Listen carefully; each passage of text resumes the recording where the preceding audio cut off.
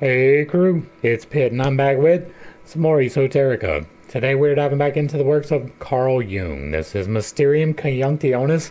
We are reading aloud and discussing as we go along the various points brought to light by the text.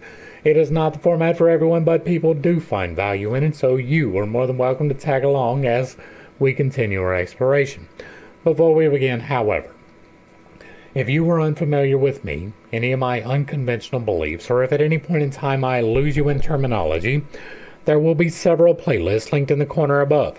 In the box down below, along with the original source material, the link for my book so that you can learn to do magic responsibly, and the links to get in contact with me directly so that you can get a better understanding of who I am and why I say the things that I do.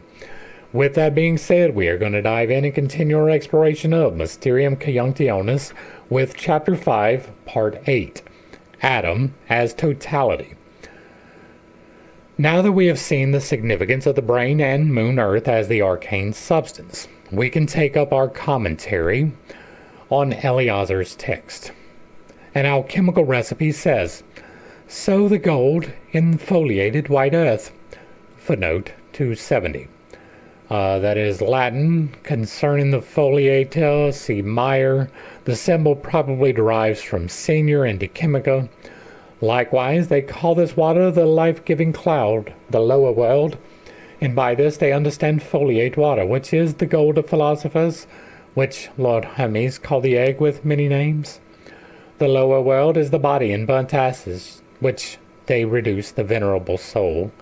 And the burnt ashes and soul are the gold of the sages, which they sow in their white earth, and in the earth scattered with stars, foliate, blessed, and thirsting, which he called the earth of leaves, and the earth of silver, and the earth of gold. Wherefore Hermes said, "Sow the gold in white foliate earth, for white foliate earth is the crown of victory, which is ashes extracted from ashes." The Liber de Magni Lepidus Compositione mentions the star Diana as a synonym for Terra. Okay, so this is going to be the balancing, right? That is what this is. The life-giving cloud is going to be the spirit. The gold is the presentation of that power to you, the unfolding of the golden flower, which we have hit upon so many times throughout this entire thing. It is a good reference. It is part of the Ancient Lore playlist. It has its own. The unfolding of the golden flower is describing this same thing. This is the assimilation process. This is the light and the dark coming into Conjunctionis. This is quite literally the culmination of the entire practice. Taking the water and bringing it into the white earth, or the gold into the white earth, is the process of assimilation. It is the bringing down of the white through the use of the gold into the black, and the bringing up of the black through the use of the gold into the white. However it is described, that is what it's going to be talking about. Thus, the gold sun and the white earth, or moon, are united. Once again, the sun represents the light, the moon represents the dark, but both of them are the Holy Spirit. Footnote 271. In their use of the terms Luna and Terra, the alchemists often make no distinction between the two. The following sentences occur, and that is because, right, that is the conceptualization of the earth as the void. Right, the primal materia from which we are created comes from the earth. That is, indeed, the same as the void, which is represented in the void by the moon. And so there doesn't have to be a distinction between the two. They represent the exact same part of the process, the void. The following two sentences occur almost side by side in Klinger Buchanan. Therefore Luna is the mother and the field in which the seed should be sown and planted. And, for I, says Soul, am as seed sown in good earth. The generative pair are always Soul and Luna, but at least as often the earth is the mother. It seems that Luna represents the beloved and bride, while earth represents the maternal element. The Introitus Apertus, White, says, "Know that our virgin earth here undergoes the last degree of cultivation, that the fruit of the sun may be sown and ripened. The earth is the mother of metals and of all creatures. As terra alba, it is the perfect white stone, but this phase of the albedo is called full moon and fruitful white earth, that is taking the light into the void. But this fruitful white earth, just as Luna longs for her lover, so the earth draws down the moon's soul. Luna says to soul, 'I shall receive a soul from thee by flattery.' The Tractus Micrerius says, 'From water falling upon the earth Adam was created, who is also the lesser world.' That would be water as designated by lightning, possibly. See my theory about macroevolution. Earth is called the mother of the elements, for she bears the sun in her womb.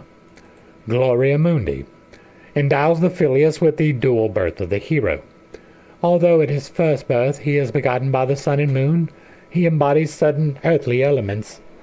The father receives the sun, that is, the earth retains the spirit. Mylius. This whole identification of earth and moon is attested in antiquity. For the lowest part of all the world is the earth, but the lowest part of the ether is the moon, and they have called the moon the ethereal earth. Pharidices says, the moon is the heavenly earth from which souls are born. In Firmicus Maternus, the moon is even the mother of mortal bodies. For the connection between moon and earth's fertility, see Ronner, Mysterium, Lunae. You can also see the rest of this study where we have discussed quite extensively how the moon represents the void, the earth represents the same thing. In Christianity, as in alchemy, earth and moon are closely related, conjoined by the figure of the Divine Mother. The sun-moon conjunction takes place in the head, an indication of the psychic nature of this event. As I said, the concept of the psychic, as we understand it today, did not exist in the Middle Ages, and even the educated modern man finds it difficult to understand what is meant by reality of the psyche.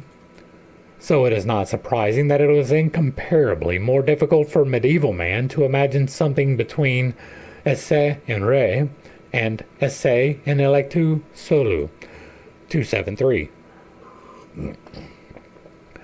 Proof of this is the controversy about our universals, which Abelard sought to resolve by means of his conceptualism.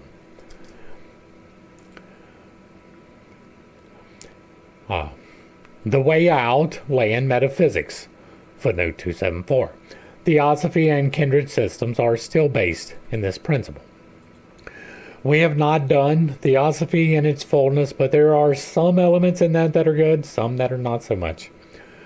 The alchemist was therefore compelled to formulate his quasi-chemical facts metaphysically too. 275.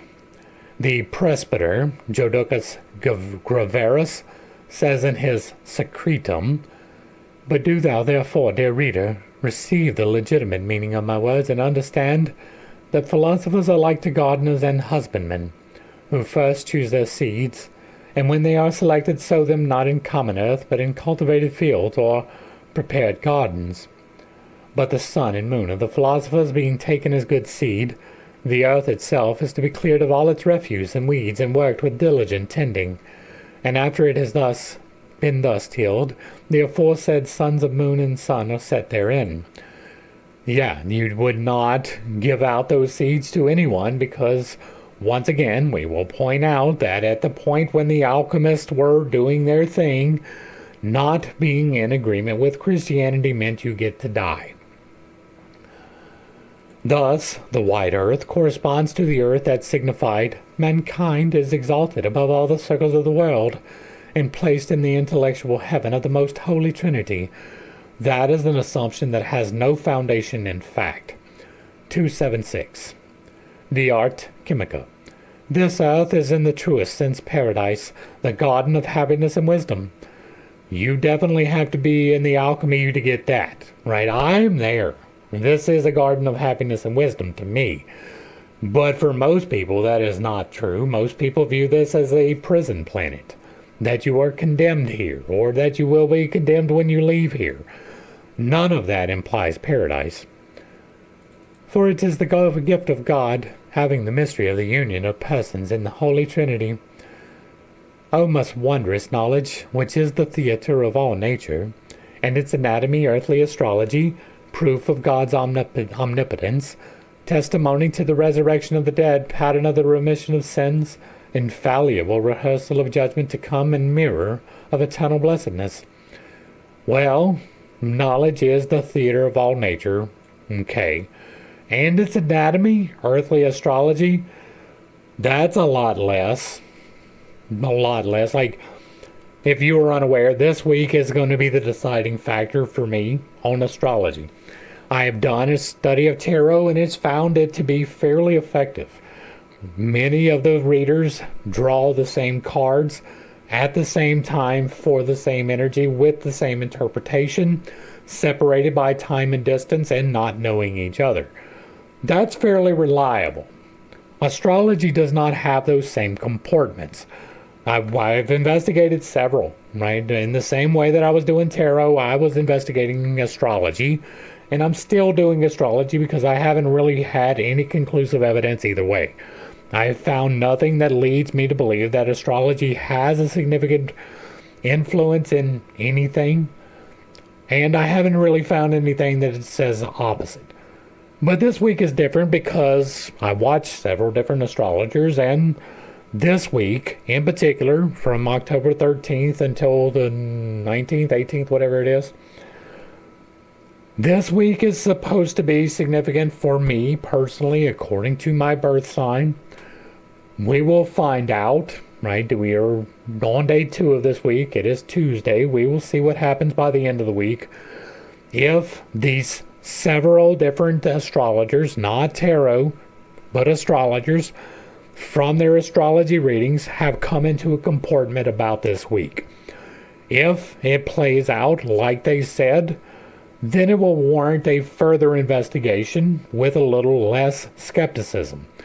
If it does not, it will probably be a pretty firm dismissal of them. We'll see how it goes. But astrology is not proof of God's omnipotence. It is the proof that man can analogize temporal things with the eternal. Fine, right? You can draw an analogy between what happens here and the arrangement of the stars. That's imagination. That is not proof of God's omnipotence. It is not testimony to the resurrection of the dead. It is that there is a pattern, but it is not a pattern of the remission of sins. It is not an infallible rehearsal of the judgment to come. And it is not a mirror of eternal blessedness. It is none of those things. Back to the text. Where, we may add, it is obviously added to the Trinity as the fourth, therefore, thereby making it a totality. 277. Male and female he created them. From this we learn that every figure which does not comprise male and female elements is not a higher figure.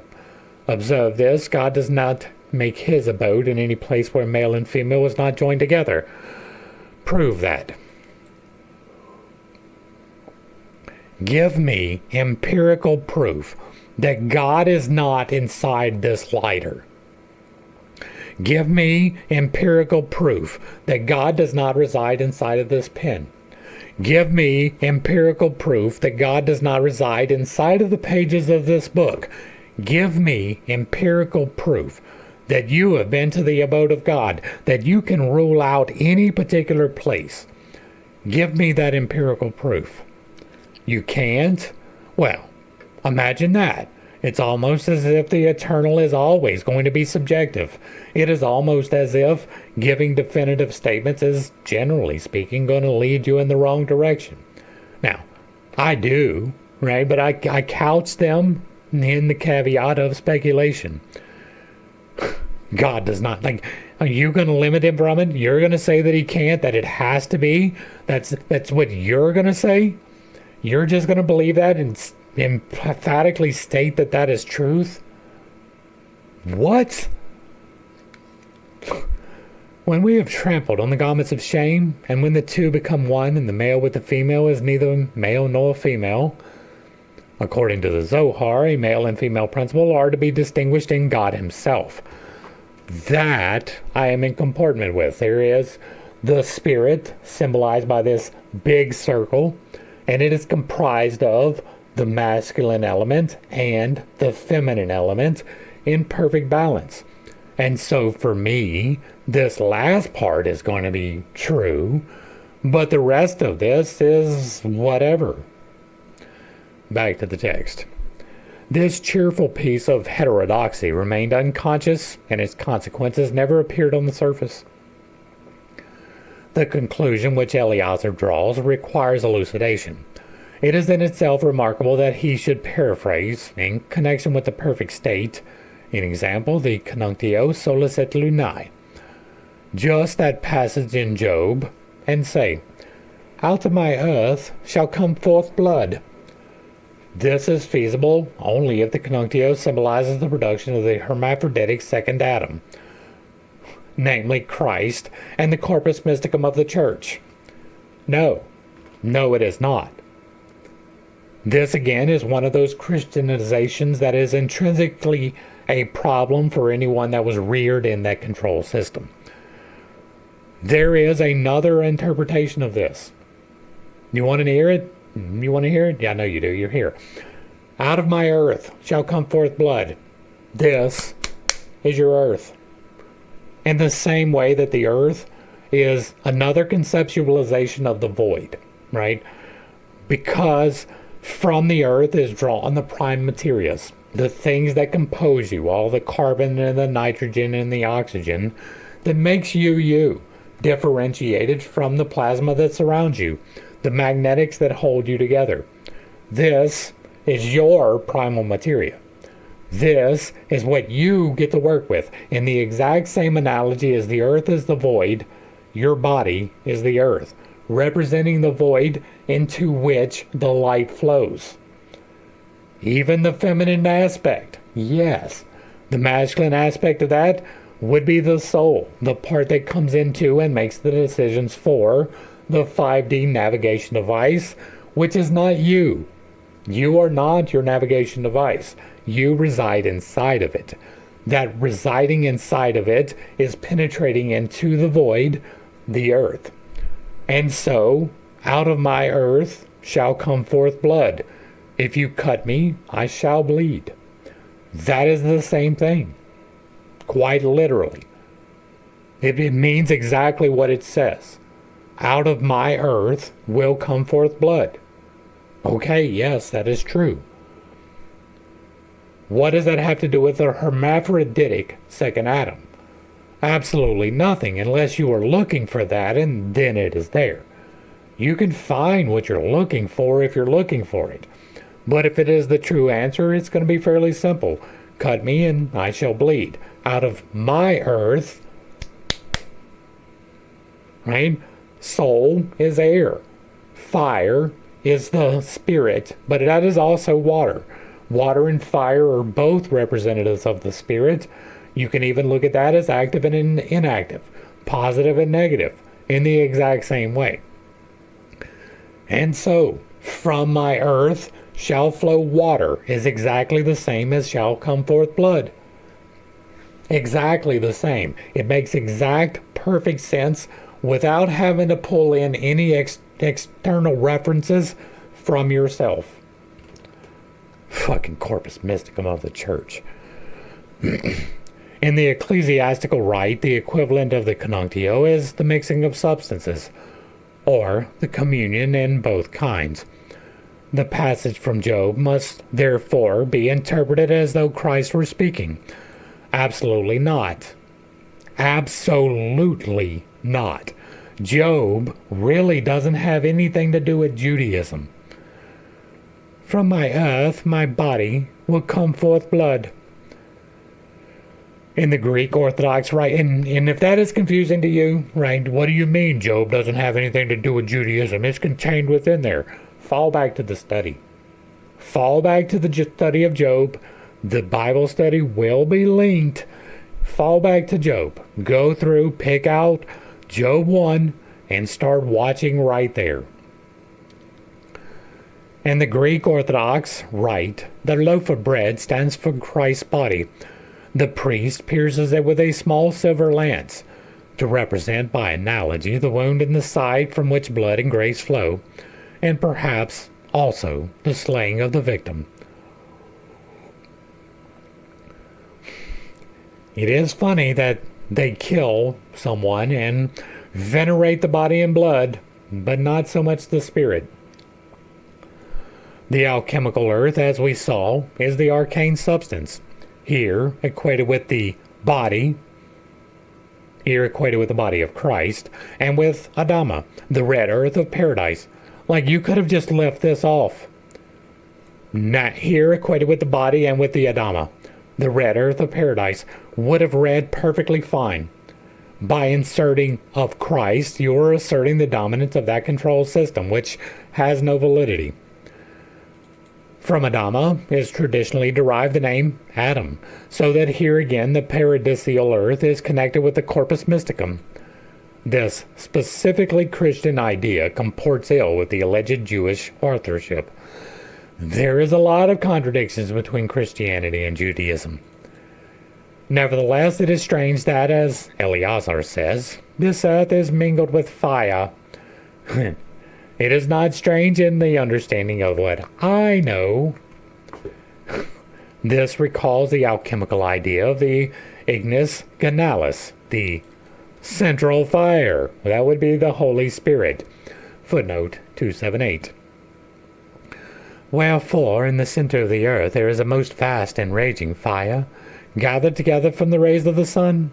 It is called the abyss, or netherworld, and there is no other sublunar fire for the dregs or earthly remains of the aforesaid principles, an example of the sun's heat, and of water, or fire and earth, set aside for the damned.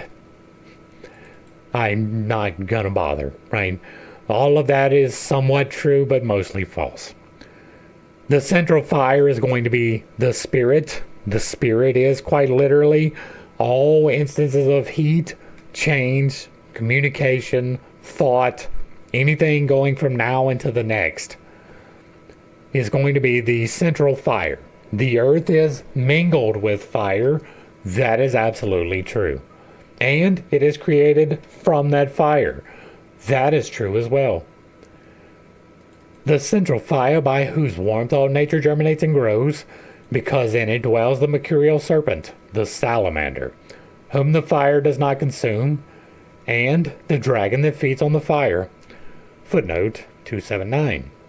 For he it is that overcomes fire, and by fire is not overcome, but in it amicably rest, rejoicing therein. That, again, would be the spirit. You, personally, will not overcome fire. I know there's a story that gives people that idea. I know people walk through fire. That is not overcoming fire. That is adjusting to fire. Walking across the hot coals takes a very specific mindset. True. But it also takes perspiration on your feet. Also true. And so you do not overcome fire by briefly passing through fire. You do, however, overcome fire by learning to assimilate the spirit within yourself and using that fire, and then it will amicably rest within you. That is true. Though this fire is a portion of the fire of God's Spirit, Bohm's divine wrath fire, it is also Lucifer, the most beautiful of God's angels, who after his fall became the fire of hell itself. Is that not wild, right? Just that idea, right? Not that he is cast into fire, but that he became the fire. But he's still an influence in your life. right? He is condemned to the pit of hell, but he's still the temptation that causes you to sin. Fucking ridiculous. Eleazar says, this old Father Bagetta, footnote 280, identified by Eleazar with Albion, black lead, will one day be drawn from the primordial chaos. 281. This expression derives from Kunrath, and he is the fire-spewing dragon. The dragon floating in the air is the universal Phaeton. 282. The spirit Mercurius. That would indeed be both the masculine and the feminine parts of the spirit. The beginning of all things. 283. From the chemical work. Another source for the fire mingled with earth might be the image of the Son of Man in Revelation 1:14. His head and his hairs were white like wool, as white as snow, and his eyes were as a flame of fire, and his feet like unto fine brass. 284. Rendered by the Vulgate as a copper alloy. Brass would be a copper alloy, as if they burned in a furnace, and his voice as the sound of many waters. And he had in his right hand 7 stars, and out of his mouth went a sharp, 2-edged sword, and his countenance was as the sun shineth in his strength. As an allegory for the divine, this is not horrible. As an allegory for the assumption of the Spirit, it is also not horrible, but it is not great. There are better allegories that can be made. It is most likely that there is an allegory contained in Revelation, but it is not self-evident. You have to read it with that Christian lens, right? If you read it without, there is still some knowledge to be obtained, but it is harder to pull it out. Here again. The head is compared to the sun, combined with the whiteness of the full moon. But the feet stand in the fire and glow like molten metal. We find the lower fire in Job 28:5. The earth hath been overturned with fire, but out of it cometh bread, an image of the union of supreme opposites. In the apocalyptic image, we would hardly recognize the Son of Man, who is the true incarnation of God's love. But actually, this image comes nearer to the paradoxes of the alchemist than it does the Christ of the Gospels, whose inner polarity was reduced to a vanishing point after the "get thee behind me" Satan incident. In the apocalypse, it becomes visible again, and even more so in the symbolism of alchemy. 285. See the dual aspect of the Kabbalistic Tifereth, who corresponds to the Son of Man. To the right, he is called the Son of Righteousness, Malachi 4:2. But to the left, he is called the Son, from the heat of the fire of Geburah, Kabbalah de Dunatar. On the second day, which is assigned to Geburah, it is said, on that day Gehenna was created. Our conjecture that Eleazar had in mind the apocalyptic figure of the Son of Man is confirmed to the extent that there is an illustration of the fils de l'homme, Mercurius. I think that is the symbol for Mercury, which is definitely not the same as Mercurius, in a French manuscript. Footnote 286. Bibliothèque Nationale. We'll be back at 288. Bearing the name Jesus le Juste, who was assigned the significant number 4 times 4 in the form of 16 points. What does that have to do with anything? Right, you can make the argument for 8. 8 is the multiplicity of reality, right? You have the monad, which is 1. You have the duad, which is 2, forming a line. You have the trinity, which is the meeting together of the duad, the light and the dark, as the spirit of the logos. That is 3. Then you have that in motion, which is 4. Once you have it in motion, in 4, time begins to pass. That passing of time takes the 4 and stretches it into 8. That is an analogy, right? That's one that works. 16 points is stretching that analogy. It is taking those 8 points and doubling them. Why are you doubling them? Like, if there may be a justifiable reason, it may be intrinsic to the assimilation of the two, right? The upper and the lower. Fine. That would be 14 plus the 2, right? The 7 up, 7 down, that is 14. The light and the dark, that'll make 16. But if that is the analogy, then make that clear. That is not clear. We looked at 287, right? Yeah. The structure in Eon. Okay. This refers to the 4 cherubim in the vision of Ezekiel. That is not necessarily true. Each of which had 4 faces. In unorthodox fashion, he is dressed like a woman, as is often the case with the hermaphroditic Mercurius and alchemical illustrations of the 17th and 18th centuries. Models for this figure are the visions of St. John the Divine and of Daniel. We saw those. They were wild, right? That was a couple of studies ago. Jazoth equals Yesod, is the 9th and middle Sephira in the lowest triad of the Kabbalistic tree, and was interpreted as the creative and procreative power of the universe. Alchemically, he corresponds to the Spiritus Vegetavis, Mercurius. Now, Mercurius represents both the positive and the negative. It is both the masculine and the feminine. That was quite apparent when we did the study of sulfur in this particular study. So if that is confusing, fall back. It is, indeed, the creative and procreative power, but it is also the absorptive generative power as well.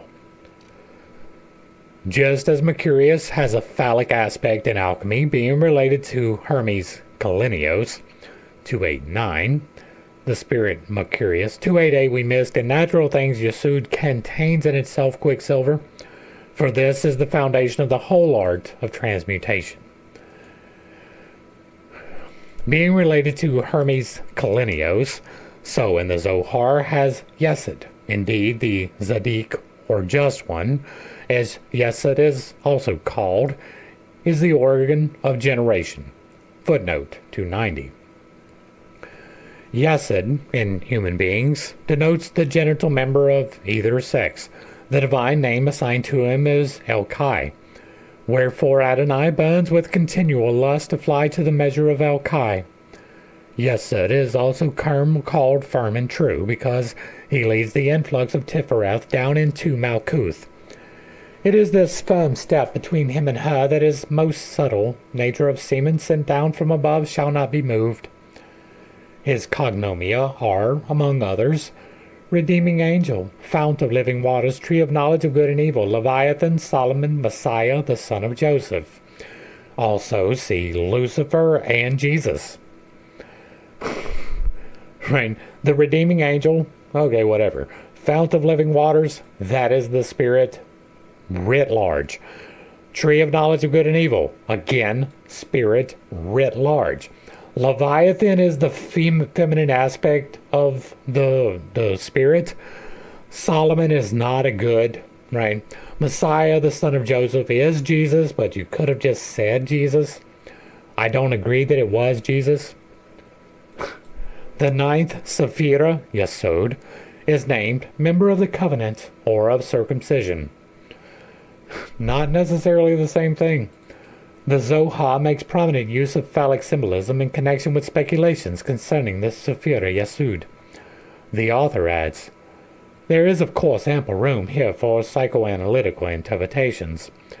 Insofar as the Freudian school translates psychic contents into sexual terminology, there is nothing left for it to do here, since the author of the Zohar has done it already. This school merely shows us all the things that a penis can be, but it never discovered what the phallus can symbolize. Hear, hear. It was assumed that in such a case the censor had failed to do its work, as Scholem himself shows and emphasizes particularly. The sexuality of the Zohar, despite its crudity, should be understood as a symbol of the foundation of the world. He is the spout of waters, Effusium Aquarium, 291. He is the spout for the waters from on high, and upon it are two olives, Nazak and Hod, the two testicles of the male. Or the tube, fistula, and water pipe, canalis, and the spring of bubbling water, scatorigo. Such comparisons mislead the modern mind into one-sided interpretations. For instance, that Yesod is simply the penis, or conversely, that the obviously sexual language has no basis in real sexuality. But in mysticism, one must remember that no symbolic object has only one meaning. It is always several things at once. Sexuality does not exclude spirituality, nor spirituality sexuality, for in God, all opposites are abolished. Now, that is assimilated, not abolished. Abolished means gotten rid of. Assimilated means brought into balance. One has only to think of the Unio Mystica of Simeon ben Yochai in Zohar 3, which Skolem barely mentions. Yesod has many meanings, which in the manuscript are related to Mercurius. In alchemy, Mercurius is the ligament of the soul, uniting spirit and body. That is a misunderstanding of spirit. It is uniting the soul and the body. Right? The spirit is the mediator. It is the part between. You have a 5D navigation device, a temple of God assigned to you. You are the thing that resides inside of the temple, but you don't actually make the temple move. You just simply decide that you want it to move, and the spirit allows that to happen. And so Mercurius, being the spirit, both the positive and the negative, is the ligament of the soul to the body. It unites the soul and the body, not the spirit. His dual nature enables him to play the role of mediator. He is bodily and spiritual, and is himself the union of these two principles. I am in agreement. Correspondingly, in Yesod has accomplished the mystery of the Unitio, 294. That is another reference. We'll be back on the next one. Of the Unitio of the upper, Tifereth, and the lower, Malkuth. He is also called the Covenant of Peace, 295.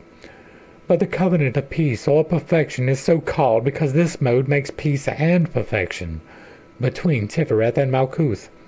So that it is said in 1 Chronicles 29:11, for this mode, which is called Kol, all, is in heaven and earth. The Targum, using this paraphrase, that it is united with heaven and earth. Similar designations are bread, chief of the faces. Footnote 296. 296. Now, I will point out something that is unique to me. I've done a Bible study. That part's not it. In that Bible study, there is one of the videos that is called The 7 Facets of God. The point of that video, like, I had read something that was talking about the faces of God. This, the chief of the faces of God. And so I went back, found the reference in the Bible. I forget where it was. You're more than welcome to find the video.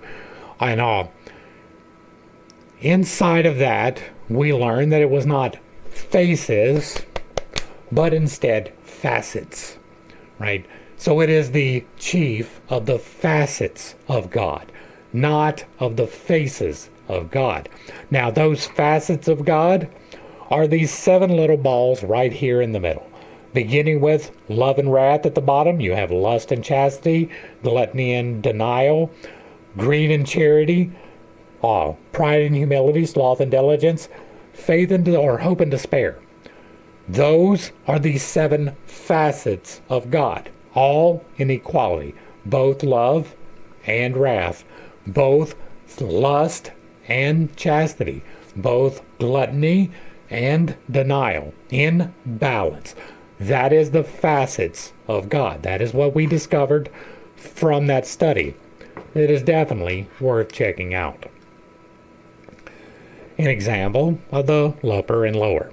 The apex, which touches the earth and heaven, 297. None of these are bad, right? except for the faces not being the correct interpretation of that. This is the conjunction of the elements. This is the positive and the negative, the masculine and the feminine, all the way through. Propinquus, the near one, since he is nearer to the glory, Shekinah, in example, Malkuth, than to Tifereth, 298. Near, and better than the brother from afar, who is Tifereth, than to Tifereth, and the strong one of Israel. Footnote 299. For the strong one of Israel is the name midway between Nizak and Hod. Yesod unites the emanation of the right, masculine side, Nizak, life force, with the left, feminine side, Hod, beauty. Footnote 300. As Castella Munita, fortified strongholds, and Botri, grapes. Nizak and Hod signify the testicles. He is called firm, reliable, constant. Footnote 301. Yesod is also called, like Tifereth, amicus fidelis, a faithful friend. In the Zohar, in speaking of that youth, it is said that the just one, Yesod, shall be called the faithful friend, according to Song of Songs. I am, my beloveds, and hence Yesod is called friend, for he unites two lovers and friends. For through him is effected the union of Tifereth and Malkuth. Firm, reliable, constant, because he leads the emanation of Tifereth down into Malkuth. Footnote 302. The symbolism is sexual. The attribute strong, mighty, applies to Tifereth as well as to Yesod. We'll be back at 306. Mercurius is often symbolized as a tree, and Yesod as frutex, tree trunk, and virgultum, thicket. Mercurius is the spiritus vegetativus, spirit of life and growth. And Yesod is described as vivus, living, or living for eons. Just as Mercurius is the prima materia and the basis of the whole process, so Yesod means foundation. Footnote 306, from Proverbs. But the righteous is an everlasting foundation. In the natural things, Yesod contains in himself quicksilver, for this is the basis of the whole art of transmutation. Not, of course, ordinary quicksilver, but that which, not without mystery, is called a star. From this star flow the waters of the good, Godel, or quicksilver. This quicksilver is called the spherical water, or the water of baptism. Now, for me, the quicksilver is going to be Mercury, not Mercurius, but Mercury. And that is the symbol for the soul. It is the flowing part of decision. We went through that quite extensively in other parts, so we're not going to hit it that hard here. And so for me, this is not going to be a good, right? Mercurius and Mercury are not the same. That can be a little bit confusing. Mercurius is the spirit of both. Mercury really, or both the good and the negative, or the good and the bad, the positive and the negative. Mercury really represents the filling of the temple. It is, in that particular instance, it is salt, sulfur, and mercury. Salt is quite literally the body, the void. Sulfur represents the fire, which is the spirit, the change, the life, the light, the logos. And then you have the mercury, which is the part that fills the vessel and allows the spirit to work. That is quicksilver. And so this is not a good analogy for it. I understand why they made it. That does not make it a good one.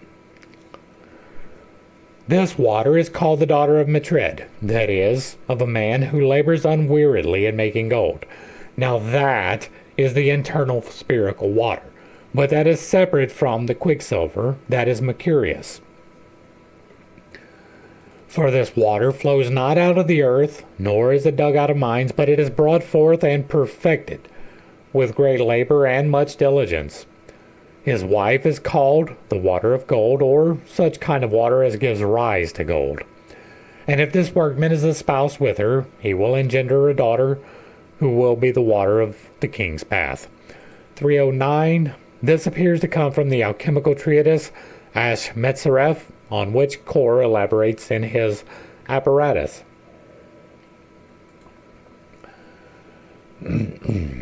Alright.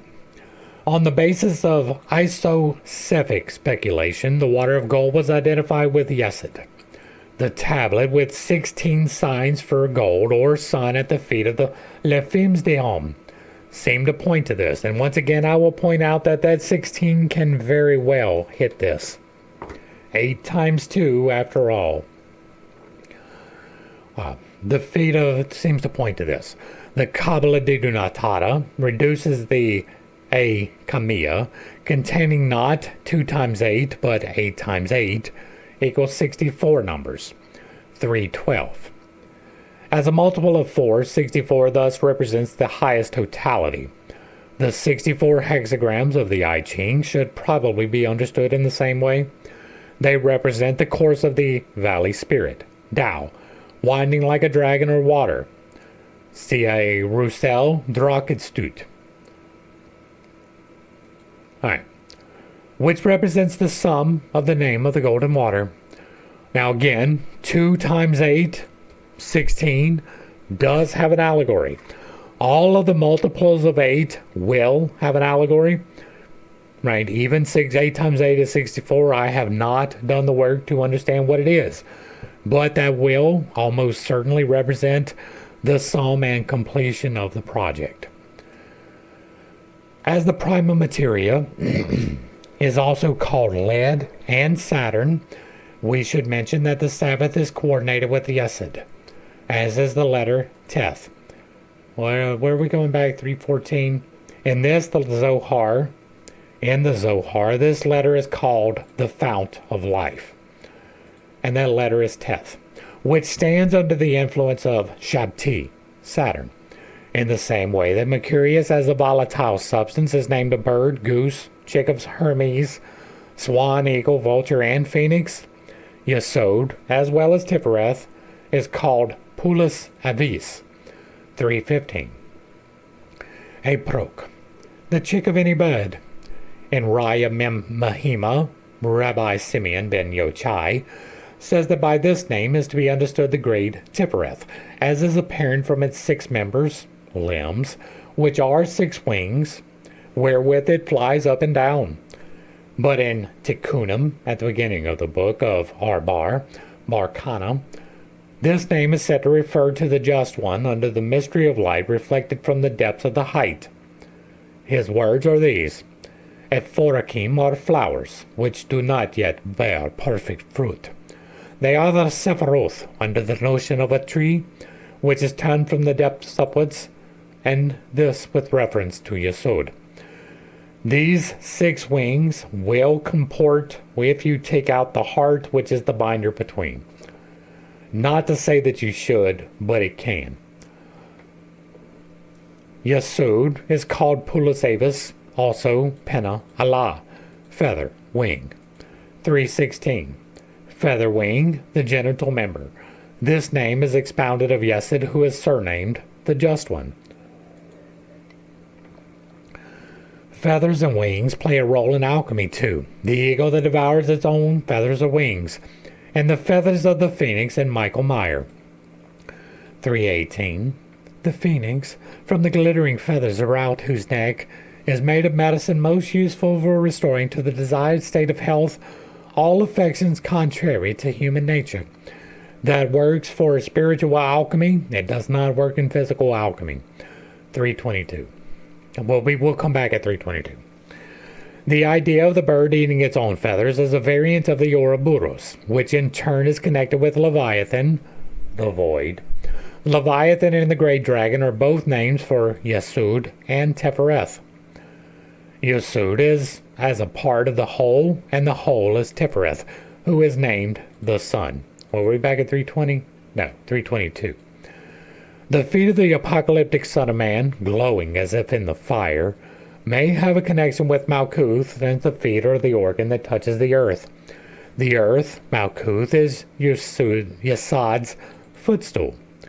Malkuth is also the furnace, the place destined for the cooking and decoction of the influence sent down to her by her husband, for the nourishment of the hosts.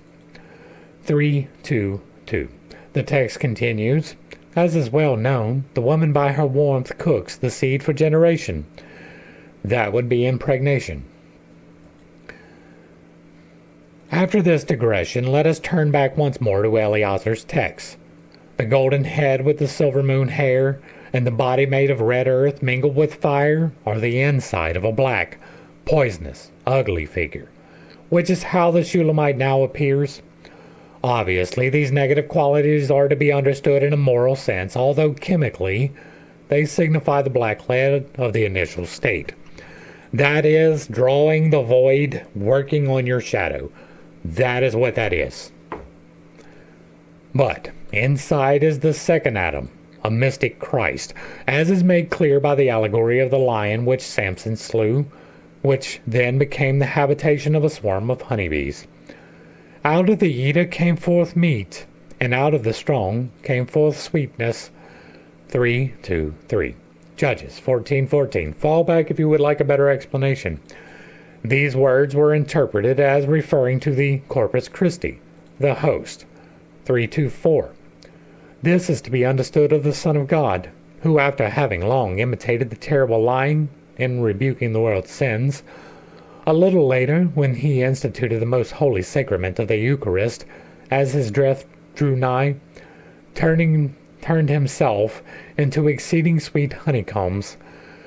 You can draw that conclusion if that is what you wish to draw. The host, which Eleazar calls the food of heroes. This strange expression and still stranger conception of the Christ present in the host are an allusion to the alchemical secret. This is why the author can say with Job 28:7 that the way is unknown. Neither hath the eye of the vulture beheld it. It is shrouded in mystery, for the stone belongeth only to the proven and elect of God. That is true. If you are not proven and elect, you will not find the stone. The lapis also figures in the Kabbalah. Sometimes Adonai, the name of the last Sephirah, and Makuth itself, the kingdom, also called.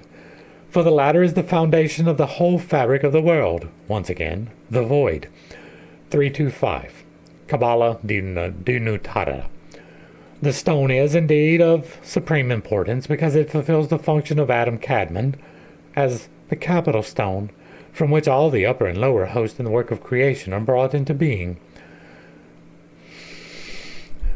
Once again, the heart. 3:2:6. Zohar.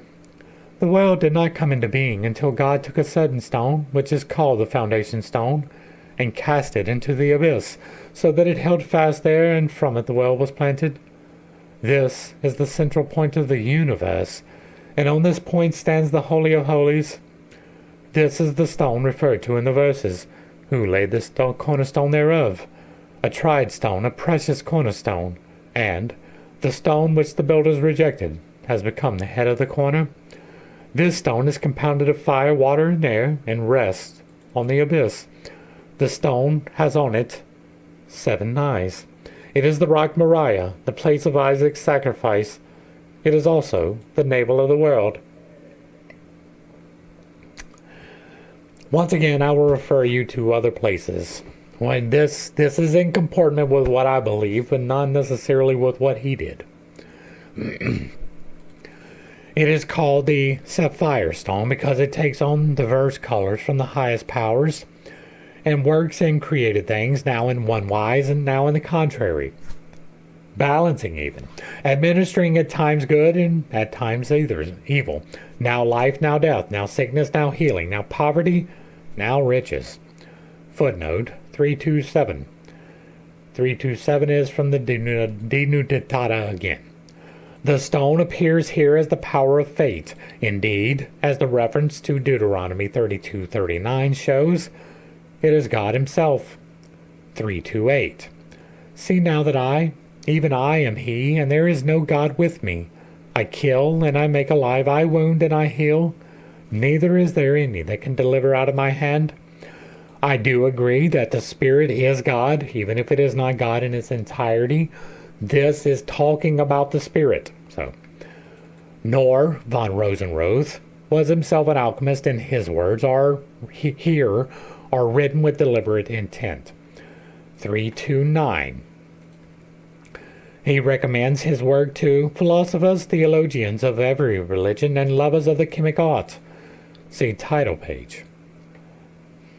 Who was that? Nor von Rosenroth. He emphasizes that the stone is the one which the builders rejected and has become the head of the corner. I believe that as well. But it's not a person. It occupies a middle position in the Sephiroth system, since it unites in itself the powers of the upper world and distributes them to the lower. And once again, I will point out the as above trinity, the as below trinity, being bound together by the green philosopher's stone of the heart. Footnote 331. That is from page 16. According to its position, therefore, it would correspond to Tifereth. 332. The stone refers not only to the upper world, but also to Malkuth. In this perpetual name, the mystery of the letter Yod is involved, and that to the greatest degree in Malkuth. For in her exists the letter Yod. For the shapeless mass and form of the hath the figure of the stone, and Malkuth is the foundation and the stone on which the whole upper edifice is built. Of her it is said in Zechariah 3, upon one stone there are 7 eyes. This Zechariah reference is the reference to the 7 facets. All of these interpretations as eyes is the wrong one. Now you can look at these balls as eyes, but they're not. The scintilla, where I discuss the Kapala of Monimos, the iota. The lower stone has an evil significance in the Midrashic legend of Armilus, the son of the stone. The Midrash of the 10 Kings says, and Satan will come down and have intercourse with the stone in Rome. The stone will conceive and bear Armilus. The stone is the wife of Belial, and after he had cohabited with her, she became pregnant and gave birth to Armilus. The latter has squinting red eyes, 2 heads, green feet. His hair is red like gold. He is thus a Typhon-like figure, the adversary of the second Adam. He will come to the Edomites and say to them, I am your Savior. The stone in Rome had the shape of a beautiful girl, who was made in the first 6 days of the creation. Really, there was a beautiful girl created in the first 6 days of the creation? Interesting. The lengths that they will go to, right? All of this is just somebody speaking. Armilus corresponds to the 3-headed Azadakai of Persian legend, who subdued Yima, the Anthropos. Alright. I have found no evidence in the alchemical literature that the sapphire was an arcanum before the time of Paracelsus. It seems as though this author introduced it into alchemy from the Kabbalah as a synonym for the arcane substance. For the virtue which lies in the sapphire is given from heaven by way of the solution, coagulation, and fixation. Now, since heaven is created so as to work through these 3 things until it has achieved this, vis-a-vis the production of the sapphire and its virtues, so must the breaking up of the sapphire correspond to the same 3 procedures. This breaking up is such that the bodies vanish and the arcanum remains. And before the sapphire existed, there was no arcanum. But subsequently, just as life was given to man, the arcanum was given to this material by heaven. We can recognize here relationships with Kabbalistic ideas. Paracelsus's pupil, Adam Weiden Bodenstein, says in his Onomasticon, the sapphire material, that liquid in which there is no harmful matter. Dorn relates the sapphirine flower to the arcanum Carai of Paracelsus. Let's check that footnote. 336. Yeah, we're not back until 338. The Epistola ad Hermanum cites a certain G. Rhodasius de Galenine Husio. Then arises the sapphirine flower of the hermaphrodite, the wondrous mystery of the macrocosm, of which 1 part, if it be poured into 1,000 parts of the melted ophirism, converts it all to its own nature. There is Right. We're going to go ahead and hit this. Right. There are 7 colors here. It's red, orange, yellow, green, blue, indigo, violet. This violet and indigo are fairly inseparable. You have to know which one you are looking at to tell the difference. There is a very small separation in the spectrum of that light source. That can also be mistaken for black, but it can also be mistaken for sapphire. It is entirely possible that what is being referred to here is actually access to the crown chakra and the energies that come down from that. Now, that is generally, in my estimation, symbolized by white penetrating into the void, but it can be this sapphire color, right? If that is your conceptualization of it, that is what you will see. And so almost all of these referrals is probably going to be to that. It is almost indistinguishable from the infrared or the ultraviolet. The infrared would be close to black, that is below the red. Ultraviolet is pretty close to black, it is at the top. This passage is influenced by Paracelsus. The lapis sapphirus, or sapphirenus, is derived from Ezekiel 1:22 and 26, where the firmament above the living creature was like a terrible crystal and a sapphire stone, and from Exodus 24:10. And they saw the God of Israel, and under his feet, as it were, a work of sapphire stone, and as the heaven when clear. In alchemy, our gold is crystalline. 339. That is from Milius. Oh, we missed 338. Orphosorium is maybe derived from Ophir, whose pure gold was proverbial. Resner's Pandora gives for purum aureum clear gold. This agrees with Isidore of Seville, and we will not be back till 344. Alright.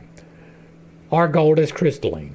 The treasure of the philosophers is a sudden glassy heaven, like crystal, and ductile like gold. That is mostly true. The tincture of gold is transparent as crystal, fragile as glass. That is true as well. And see the golden flower for more on that. The book of the Cave of Treasures says that Adam's body shone like the light of a crystal.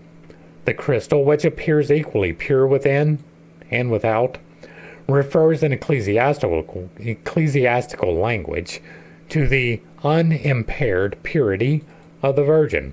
That would be the void. The throne in Ezekiel's vision, says Gregory the Great, is rightly likened to the sapphire, for this stone has the color of air. It has a significantly darker color than air, but okay. 344. In Ezekiel, Horn continues. The virtues, therefore, of the heavens are signified by the sapphire stone, for these spirits hold the dignity of the highest place in heaven.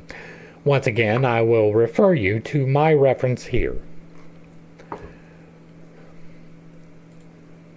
He compares Christ to the crystal in a way that served as a model for the language and idea of the alchemist.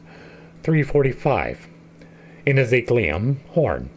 The crystal is congealed from water and becomes solid, and we know how great is the mobility of water, but the body of our Redeemer, because it underwent sufferings even unto death, was in some respects like unto water, for in being born, growing up, and suffering weariness, hunger, thirst, and death, he pursued a mobile course, moment by moment, until his passion. But because through the glory of his resurrection was restored out of that corruptibility into the strength of incorruptibility, he hardened after the fashion of crystal from water, so that there was one and the same nature in it and in him. And the mutability of corruption, which had formerly been in him, was no more. Therefore water was changed into crystal, when the infirmity of corruptibility was changed into the strength of incorruptibility by his resurrection. But mark that the crystal is said to be dreadful, that is, to be feared. And to all who know the truth is manifest that the Redeemer of mankind, when he shall appear as judge, will be comely to the just, but terrible to the unjust. The crystal is not dreadful if you are aligned. The combination of water and crystal is found also in the Kabbalistic Sifra de Zenuthia of Luria's commentary says, the secondary form is called crystalline dew, and this is formed of the severity of the kingdom 3, 4, 6. The kingdom, Basilia, refers to Malkuth. The severity of the kingdom of the first Adam, which entered into the wisdom of Macroprosperus 3, 4, 7. The Macroprosperus corresponds to the first triad of the Aziluth system. Kathir, Corona, Bina, Intelligia, Hakma, Sapientia. It is certain that Macroprosperos, the father and mother, are the crown, wisdom, and intelligence of the emanative world after restitution. This triad is a real trinity. From the first 3 parts of the world of emptiness are constituted 3 supreme heads, which are contained in the most holy ancient one, but all 3 are counted as one in the emanative world, which is the Macroprosperos. Yes, light, dark, spirit. That is the Trinity. There is the pure light, there is the infinite void, and there is the meeting between the two, which is creation. Hence in the crystal there appears a distinct red color, and this form is the wisdom whereof they said that judgments are rooted in it. 348. That is just a reference. Although alchemy was undoubtedly influenced by such comparisons, the stone cannot be traced back to Christ, despite all the analogies. Yes, yes, yes. 349. Christ is called lapis in patristic literature. For example, St. Gregory. The stone in Holy Writ signifies our Lord and Redeemer. That was shoehorning yourself into something that had nothing to do with you. It was the mystical property of alchemy, this stone that is no stone, or the stone that hath a spirit, and is found in the streamings of the Nile. 350. That is a reference to psychology and alchemy. We'll be back at 355. It is a symbol that cannot be explained away as yet another supererogatory attempt to obscure the Christian mystery. Right, it is not an attempt to obscure the Christian mystery. The Christian mystery is an attempt to obscure it. On the contrary, it appears as a new and singular product, which in early times gradually crystallized out through the assimilation of Christian ideas into Gnostic material. Later, clear attempts were made in turn to assimilate the alchemical ideas to the Christian. Though, as Eleazar's text shows, there was an unbridgeable difference between them. The reason for this is that the symbol of the stone, despite the analogy with Christ, contains an element that cannot be reconciled with the purely spiritual assumptions of Christianity. The very concept of the stone indicates the peculiar nature of the symbol. Stone is the essence of everything solid and earthly. It represents feminine matter, and this concept intrudes into the sphere of spirit and its symbolism. The church's hermeneutic allegories of the cornerstone and the stone cut out of a mountain without hands, footnote 351, well, we're not back till 355, which were interpreted as Christ, were not the source of the lapis symbol, but were used by the alchemist in order to justify it, for the word was not of Christian origin. The stone was more than an incarnation of God. It was a concretization, a materialization that reached down into the darkness of the inorganic realm, or even arose from it, from that part of deity which put itself in opposition to the Creator, because, as the Basilidians say, it remained latent in the panspermia, universal seedbed, as the formative principle of crystals, metals, and living organisms. The inorganic realm included regions like that of hellfire, which were the dominion of the devil. The three-headed mercurial serpent was indeed a triunity in matter. 352, we're not back till 355, the lower triad complementing the divine trinity. There is indeed a lower triad. There's an upper one, and it is bound together into another one. We may therefore suppose that in alchemy an attempt was made at a symbolical integration of evil by localizing the divine drama of redemption in man himself. This process appears now as an extension of redemption beyond man to matter, now as an ascent of the spirit of imitation, or Lucifer, and as a reconciliation of this with the spirit descending from above, both the above and below undergoing a process of mutual transformation. It seems to me that Eleazar's text conveys some idea of this, as the transformation of the black Shulamite takes place in 3 stages, which were mentioned by Dionysius the Areopagite as characterizing the mystical ascent: Immundiatio, purification; Illuminatio, and Perfectio. 354. We're not back till 355.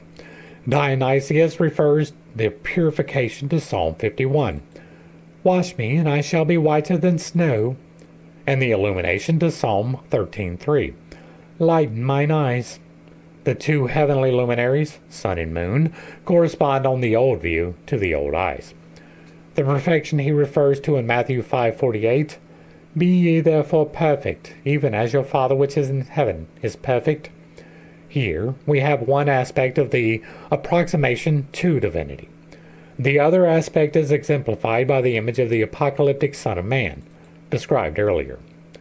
The transformation of the Shulamite, as described in the text, can thus be conceived as the preliminary stage of an individuation process, rising unexpectedly out of the unconscious in symbolical form, and comparable to a dream that seeks to outline this process, and for that purpose makes use now of religious and now of scientific images.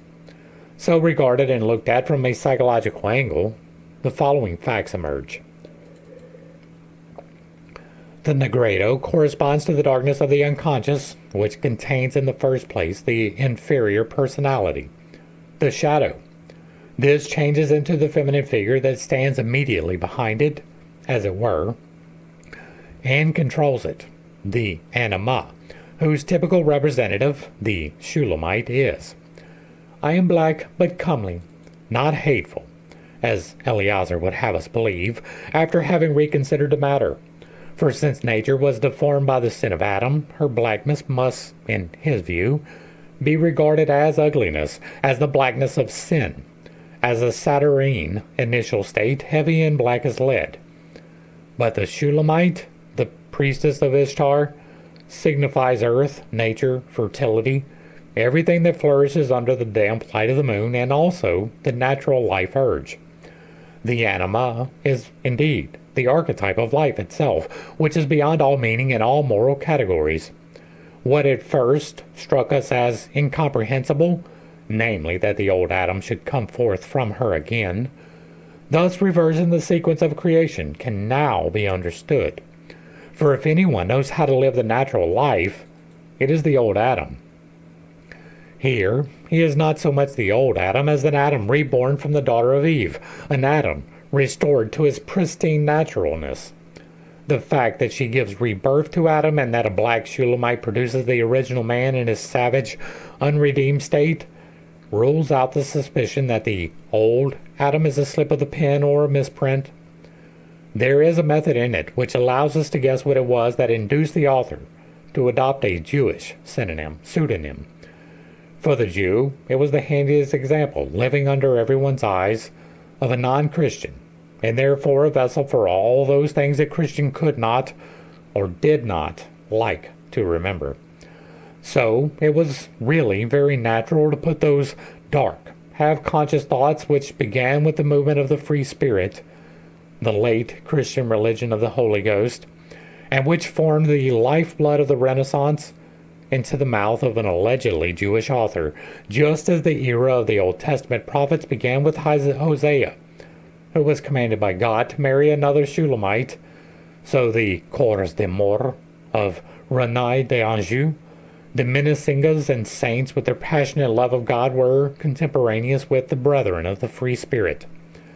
Eleazar's text is nothing but a late echo of these centuries-old events, which changed the face of Christianity. But in any such echo, there is also a premonition of future developments. In the very same century, the author of Faust, that momentous opus, was born. The Shulamite remains unchanged, as did the old Adam, and yet Adam Cadman is born, a non-Christian second Adam, just at the moment when the transformation is expected. This extraordinary contradiction seems insoluble at first sight, but it becomes understandable when we consider that the illumination or solificatio of the Shulamite is not the first transformation but the second, and takes place within. The subject of transformation is not the empirical man, however much he may identify with the old Adam, but Adam the primordial man, the archetype within us. The black Shulamite herself represents the first transformation. It is the coming to consciousness of the black anima, the primordial man's feminine aspect. The second, or solificatio, is the conscious differentiation of the masculine aspect, a far more difficult task. Every man feels identical with this, though in reality, he is not. There is too much blackness in the archetype for him to put it all down to his own account, and so many good and positive things that he cannot resist the temptation to identify with them. It is therefore much easier to see the blackness in projected form. The woman whom thou gavest to be with me, she gave me of the tree, and I did eat, holds true even of the most enlightened psychology. Yeah, that was victim mentality too, right? No, Adam did not have a concept of sin. He did not understand that eating of the tree would be sinful. But the story as relayed is giving you the very first case of victim mentality ever, right? You have it first with God is denying you something, right, from the serpent tempting Eve, right? That is one. But then you also have it in, well, the woman made me do it. The woman made you do it? Or did she offer you the chance and you took it? Well, if you took the chance, then that is your responsibility, not hers. This is the very first instance of victim mentality, and it took place in the garden, of all places. It is the foundational problem with Judaism. It is the foundational problem with Christianity. It is the foundational problem with Islam. It is the foundational problem with Freudian psychology. It is the foundational problem with most of our problems today. Victim mentality. Putting off on someone else the thing that you should take responsibility for yourself. See Adam in the fucking garden. But the masculine aspect is as unfathomable as the feminine aspect. It would certainly not be fitting for the empirical man, no matter how swollen his ego feelings, to appropriate the whole range of Adam's heights and depths. Human being though he is, he has no cause to attribute himself all the nobility and beauty a man can attain to, just as he would assuredly refuse to accept the guilt for the abjectness and baseness that make man lower than an animal, unless, of course, he were driven to insanity to act out the role of the archetype. Well, damn it, I'm insane. Right? I do. I take all of this into myself. Not that I have achieved it, but that it is a thing, right? I know that it is possible to be perfect, theoretically, right? It is a lot less practical. It is also theoretically possible to be exactly opposite of perfect, right? That is accepting both the light and the dark within yourself. One of the major problems that we have, right? Nobody can put themselves into the role of the bad guy. Jordan Peterson epitomizes this when he talks about the role that the normal people took during the Holocaust. Right? The average everyday person went to work and killed people as a part of their work. They weren't necessarily evil. They were just kind of doing the thing, right? That is the denial that you can do evil, right? If you thought that it was perfectly fine to just go to work and gas a group of people, that is not you identifying the evilness within yourself. It is evil to kill people with no good reason, right? The defense of yourself or another is good reason. It is not good reason because you believe that this group of people might do something in the future, or that this group of people, collectively, did something in the past. That is racial. That is stupid. But acknowledging that you have the tendency to do dark acts is part of accepting that you have the capacity to do the good ones too. You are choosing to do the evil. Even if you don't realize that, you are presented with the opportunity and then you take it. But although, when the masculine aspect of the primordial man comes forth again, it is the old Adam who is black like the Shulamite, it is nevertheless the second Adam, in example, the still older Adam before the fall, Adam Cadman. The ambiguity of this passage is too perfect for the author, who proves himself elsewhere to be a not particularly skillful forger, to have been conscious of it. The coming to consciousness of Adam Cadman would indeed be a great illumination, for it would be a realization of the inner man, or anthropos. An archetypal totality transcending the sexes. I've got a book on that. Insofar as this man is divine, we could speak of a theophany. The Shulamite's hope of becoming a white dove points to a future, perfect state. The white dove is a hint that the Shulamite will become Sophia. 355. The fate of the Shulamite corresponds in a sense to that of Sophia among the Gnostics, as reported by Irenaeus. The Shulamite will become Sophia, the Holy Ghost, while Adam Cadman is an obvious parallel of Christ. That is only obvious if you believe it.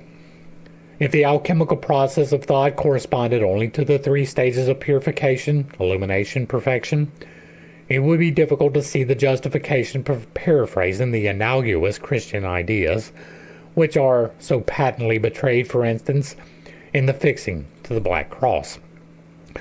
The figure of the cross predates Christianity significantly.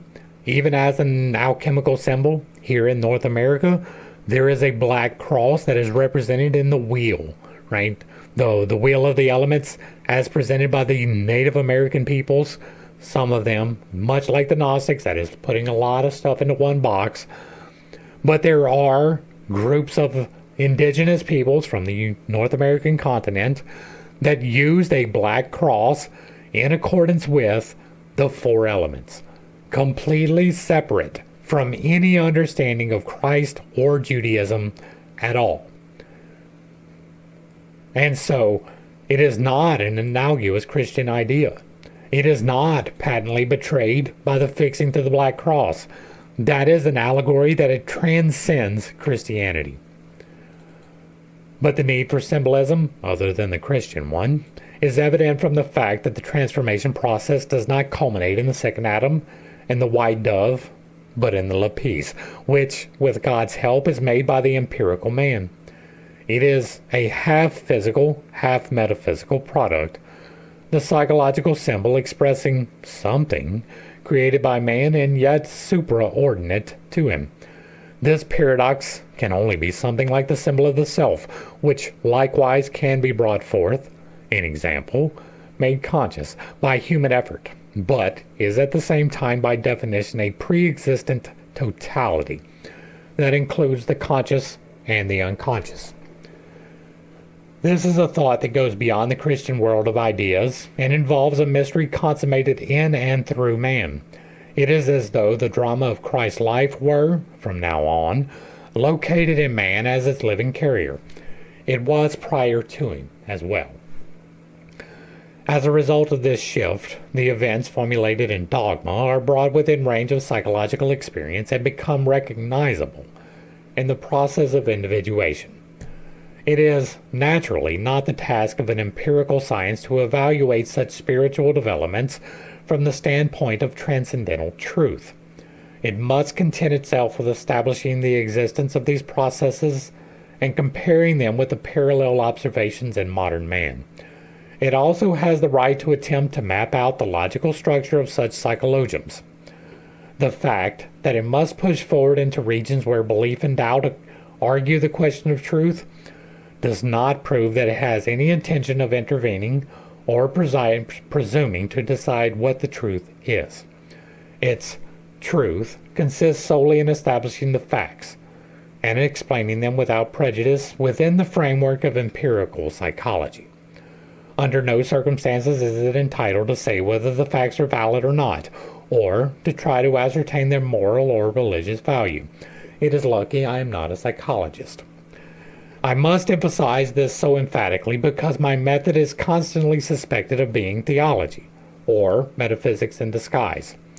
The difficulty for my critics seems to be that they are unable to accept the concept of psychic reality. A psychic process is something that really exists, and a psychic content is as real as a plant or an animal. In spite of the fact that the dog-billed platypus, for example, cannot be logically derived from the general premises of zoology, it is a very wild animal, I'll put it that way. It is nevertheless indubitably exists. Improbable as this may appear to prejudiced minds, it is not a fantasy, and not just somebody's opinion, but an immovable fact. It is perfectly true that one can play metaphysics with psychic facts, and particularly with ideas that have always been counted as metaphysical. But the ideas themselves are not metaphysical. They are empirically verifiable phenomena that are the proper subject of the scientific method. With the statements of the Kabbalah, which we have seen found their way into alchemy, our interpretation of Adam attains a scope and a depth that can hardly be surpassed. This interpretation includes Eve as the feminine principle itself. She appears chiefly as the lower, as Malkuth, kingdom, Shekinah, the indwelling of God, or as a Tara, crown, the equivalent below of Kether, the upper crown. She is also present in the hermaphroditic Sephiroth system, the right half of which is masculine and the left half feminine. Hence, Adam Kadmon, as a personification of the whole inverted tree, is androgynous, but the system itself is a highly differentiated conjunctio symbol, and as such, divided into three parts, 3 columns of 3 Sephiroth each. According to Hippolytus, the Essenes divided the hermaphroditic Adam into 3 parts, just as they did Gurion. 3, 5, 6. Gurion was the son of Calariho and Chirisor, who sprang from the blood of the Gorgon. Gurion was triple-bodied and the possessor of the splendid cattle on the island of Erythia. Heracles slew him with an arrow, on which occasion Hera was wounded in the breast. On the same journey, Heracles had threatened to shoot the sun because his rays were too hot. So the slaying of Gurion was the last in a series of 3 sacrileges. For they say that this Gurion, continues Hippolytus, that one pot is spiritual, one psychic, and one earthly, and they hold that the knowledge of him is the beginning of the capacity to know God. For they say, the beginning of wholeness is the knowledge of man, but the knowledge of God is perfect wholeness. All this, they say, the spiritual, the psychic, and the earthly, set itself in motion and came down together into one man, Jesus, who was born of Mary, and there spoke through it, the spiritual, the psychic, and the earthly. These 3 men, in example, the triple-bodied Gurion, each from his own substance to his own. For of all things there are 3 kinds, the angelic, the psychic, and the earthly, and 3 churches, angelic, psychic, and earthly, and their names are the chosen, the called, and the captive. This conception bears a striking resemblance to the Sephiroth system, 359. Similar ideas can be found in the Panarium of Epiphanius. The Eleucasites declared their Adam was Christ. He came down into Adam, put on his body, and appeared to Abraham, Isaac, and Jacob. Concerning Abraham's grave on Golgotha, see Ibid. In particular, Gurion corresponds to the cosmogonic Adam, Kadmon. He is the masculo-feminine man in all things, whom the Greeks call the heavenly horn of the moon. Footnote 360. Osiris, heavenly horn of the moon, is a cognomen of Attis. Alright, we're almost done. For they say all things were made by him, and without him was not anything made. That which was made in him is life. This, they say, is life. The unutterable generation of perfect men, to which to earlier generations was unknown. And that is going to bring us to the end of chapter 5. Hopefully, I brought a little bit of enlightenment and not too much confusion to a series of somewhat difficult topics. I understand I hold some unconventional beliefs, and I do have a tendency to step on toes when I relay those. It is not intentional, but it is not something that I apologize for. Once again, I don't have a whole lot to add. This is already an hour and a half long, so I'm just going to go ahead and jump into the wrap-up. I feel like I have explained myself well enough as we went along. If you like what I'm doing over here, let me know down below. Give me a like, a share, a follow, throw me a comment. Whether you agree or disagree with anything that was said, put it in the box down below, and if it remains respectful, it gets to remain up. If you really like what I'm doing, hit me with that super thanks. Consider joining for a membership, picking up a copy of my book, or consulting me directly through the links provided down below. To the crew, thanks for hanging out. I appreciate every single minute that you are here with me, and I am praying for you every single day. Until next time, I love you. God loves you. You are perfect, whole, and complete, just the way that you are. And this has been pittstake. Peace.